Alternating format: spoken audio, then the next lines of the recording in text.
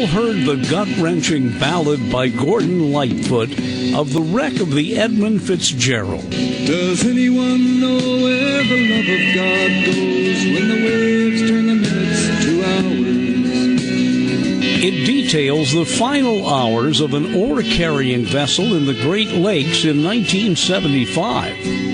The Fitzgerald was an American freighter, the pride of the lakes. When launched in '58, it was the Great Lakes' largest ship. Tragic as its sinking in Lake Superior may have been, and the loss of 29 lives, it was on this date in 1913 that the winds of November really blew early. A massive storm whipped up, forming what would become the most destructive natural disaster to ever hit the Great Lakes. 20 ships were lost. 250 men died. The storm was fueled by the lake's relatively warm water, a seasonal process that produced a November gale. At times, winds were 90 miles an hour. Swells were as high as a 4-story building.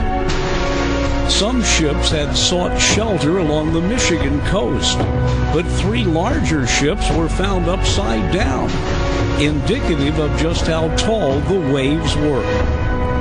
At about 8 p.m., the storm became what some forecasters call a weather bomb. Sustained hurricane winds in a non-hurricane situation. Today, weather radar would have warned everyone. But in 1913, forecasts were hand-drawn from reports coming in via wireless and were a day late.